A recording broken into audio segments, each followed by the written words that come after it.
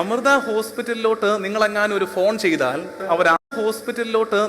ഒരു ഫോൺ ചെയ്താൽ അവരാദ്യം പറയുന്ന കാര്യം ഓം നമ ശിവായ അമൃത ഹോസ്പിറ്റൽ. ഇത് പറഞ്ഞ് അവർ തുടങ്ങത്തുള്ളൂ. അതിനകത്ത് തെറ്റുമെല്ലാം പറയാനുണ്ടോ? ഒരു തെറ്റുമില്ല. കാരണം അവരുടെ സ്ഥാപനമല്ലേ. അവരുടെ സ്ഥാപനത്തിലോട്ട് ഒരാള് സഹായം തേടി, സർവീസ് തേടി വിളിച്ചപ്പോൾ അവരുടെ ഫെയ്ത്തിനെ, അവരുടെ വിശ്വാസത്തെ ജെന്റിലായിട്ട് പ്രൊക്ലെയിം ചെയ്യുന്ന നല്ല കാര്യമാണ്, അപ്രീഷിയേറ്റ് ചെയ്യേണ്ട കാര്യമാണ്. നിങ്ങൾക്ക് ചിന്തിക്കാൻ പറ്റുമോ? ലൂർദ് ഹോസ്പിറ്റലിലേക്ക് അപ്പോയിന്റ്മെന്റിന് വേണ്ടി നമ്മൾ ബുക്ക് ചെയ്യാൻ വേണ്ടി വിളിക്കുമ്പോൾ അവിടെ റിസപ്ഷനിലെ പെങ്കൊച്ച് ഫോൺ എടുത്തിട്ട് ഈശോ മിശിഹായ്ക്ക് സ്തുതിയായിരിക്കട്ടെ. ലൂർദ് ഹോസ്പിറ്റൽ, ലിസി ഹോസ്പിറ്റൽ അപ്പുറത്തുണ്ട്, ഇപ്പുറത്ത് അങ്കമാലി ലിറ്റിൽ ഫ്ലോർ കിടക്കുന്നു. ഇതിൽ ഏതെങ്കിലും ഒരു ആശുപത്രിയിൽ ഫോൺ ചെയ്താൽ നമുക്ക് ചിന്തിക്കാൻ പറ്റുമോ? ഫോൺ എടുത്തിട്ട് ആദ്യം പ്രൈസ് ദി ലോർഡ്, ഈശോ മിശിഹായ്ക്ക് സ്തുതിയായിരിക്കട്ടെ? ഇല്ല. കാരണം വി പീപ്പിൾ ആർ ടെറിബിളി സെക്കുലറൈസ്ഡ്. എന്തിനാ ഇത്രയും സെക്കുലറൈസ്ഡ് ആകുന്നത്? സെക്കുലറൈസ്ഡ് ആകുന്നത് നമ്മുടെ വിശ്വാസത്തെ കളഞ്ഞിട്ടാകരുത്.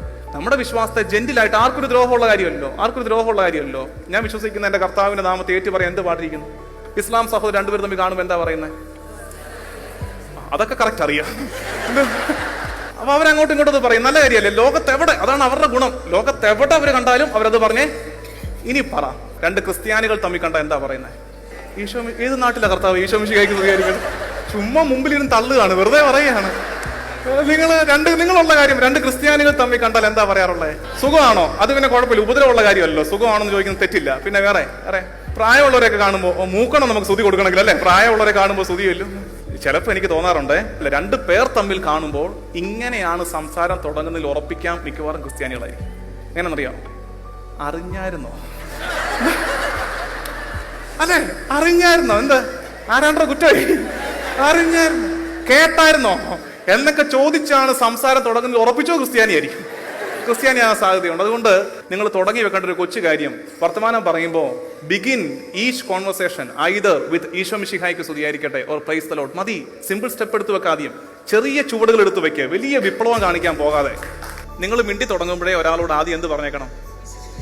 സ്തുതിയായിരിക്കട്ടെ പറഞ്ഞേക്കണം. അത് നല്ല ശീലമാണ്. ഈശോ മിശിഹായ്ക്ക് സ്തുതിയായിരിക്കട്ടെ എന്ന് പറഞ്ഞാൽ അവിടെ പറയും എപ്പോഴും സ്തുതിയായിരിക്കട്ടെ. രണ്ടെപ്പോഴും എന്തിനാ?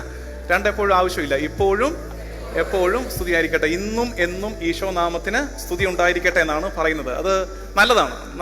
അങ്ങനത്തെ എന്തെങ്കിലും ഒരു ശീലമായി പ്രൈസ് ദി ലോർഡ് എന്നോ അല്ലെങ്കിൽ ഈശോ മിശിഹായ്ക്ക് സ്തുതിയായിരിക്കട്ടെ എന്നോ ഒക്കെ സംസാരത്തിൽ കൊണ്ടുവരണം. നിങ്ങൾ മിണ്ടി തുടങ്ങുമ്പോഴേ ഒരാളോട് ആദ്യം എന്ത് പറഞ്ഞേക്കണം? സ്തുതിയായിരിക്കട്ടെ പറഞ്ഞേക്കണം. അത് നല്ല